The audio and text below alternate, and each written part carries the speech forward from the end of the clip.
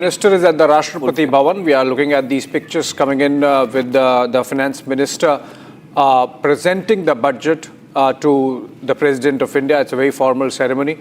Following this, she would, of course, come to the Parliament and she would then be submitting the budget to the Cabinet for its approval. And President arrived there, as I said, a formal ceremony. Some informal bit also, like last time we saw the President giving Nirmala Sitharaman some sweets to, I think, to sweeten the moment or some. Whether she repeats that this time. The sari that she wears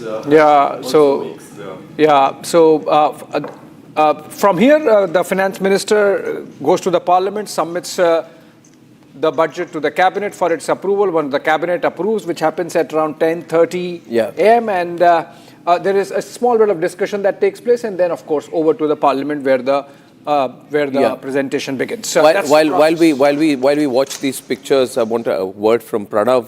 Pranav, the Bombay Stock Exchange and National Stock Exchange will be holding a live trading session today on budget, which begins with the finance minister's budget speech starting at 11 a.m. How long does that continue, and can you share some details of that? Well, Put Pranav on air and a PIP. Thank you. Like the finance minister who's creating a history here, we are also seeing the Lal Street opening today. It's a historic day because it never is open except for certain exceptions where they want to test certain scenarios.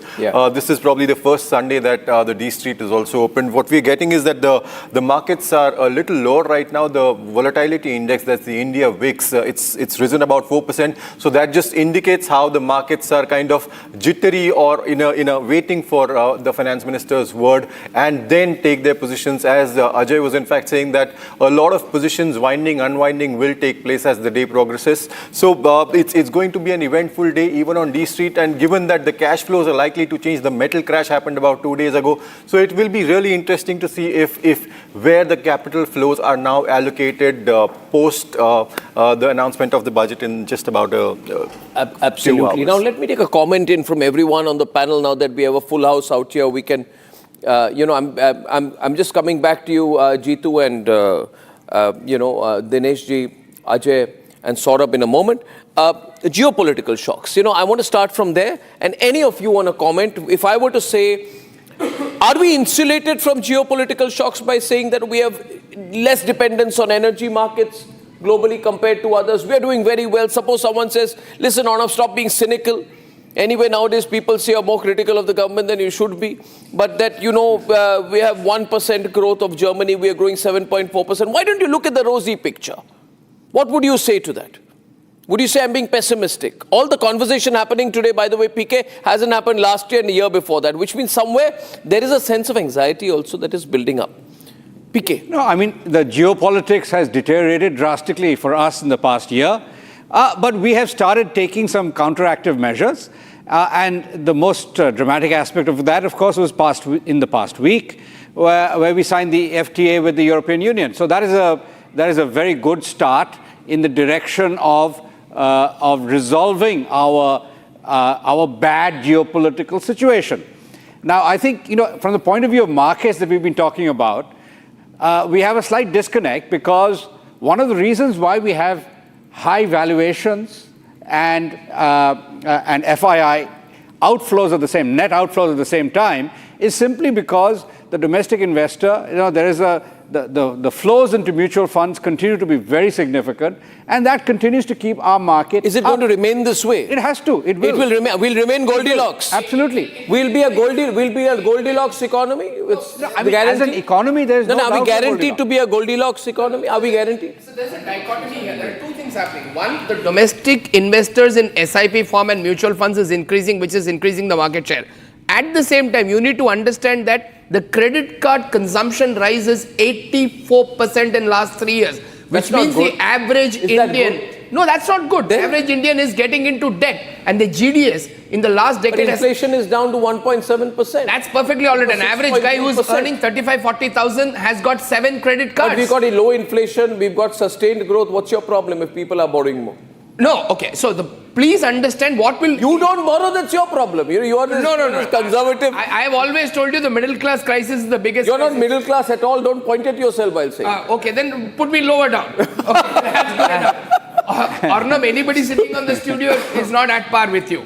Okay. Remember, the fact that you have been cynical about the government is a bigger news than the... I'm not cynical of the government. No, 1 minute. I'm not cynical. Dinesh, please save me from these cynical people. No. Dinesh and Jitu and Ajay save me from these cynical... I am saying... to Arnab? No, nothing has happened to me. I am being sanguine about the present situation. I am saying that, see, Brazil's government has maintained, Dinesh, I'm comparing to Brazil, shouldn't compare, but it's got a GDP of 2.3%. Germany is 1%. We are maintaining that rare balance of growth and price stability. At the same time, we have got low retail inflation. It was 6%, it's gone to 1.7%. Are things looking too good? Ajay, see, I'm just saying, is it actually so good? Dinesh and Subramanian. So if I can come in, I think there is a way to reconcile what you are saying. I'm saying this because I don't trust the pink papers anymore after the way they misreported the Tata story. I don't trust any pink paper in this country anymore. I would just like Dinesh Kanabar's view more than the view of any of the pink. Are we really so good? Are we really Goldilocks? Are we really top of the pops? Are we really Davos ke emeralds? Are we really like that? Or are we positioning ourselves to ourselves? Dinesh. So, without an iota of doubt, we are growing and we are growing well. Yes. Percentages can be a matter of debate. The Yes. issue really is, are we realizing our potential? That's what you are asking, Arnab. I'm putting words in your mouth. Yes. But the issue is not really to say, are we growing? Yes, we are. Are we realizing our potential? The answer, unfortunately, is no. There is so much more that we can do. With the type of economy that That's we a very have, good look. at the level at which we are, a 6%, 7% growth is given. Can the government help us go to that 8, 9, 10% is what we all need to look at. And that is where a degree of cynicism comes in to say, what more can we do really to really kickstart this economy? There is a cause for concern. There are global headwinds, and then there are things which are happening within the country where we are our own sort of hitting our feet with whatever. Yeah, and that's what the issue is really. Okay. So I want quick responses to that, Dinesh, from everyone on the panel. I saw all hands go up. Yeah. Everyone agrees with you. First, Ajay, because he's on the box. You're not on the box. Totally. Ajay. Dinesh sir is the Bhisham Pitama of accountancy as far as we are concerned. You had Saleshwari Bhakti and Dinesh Kanabar. they're all Congratulations on such a fabulous panel.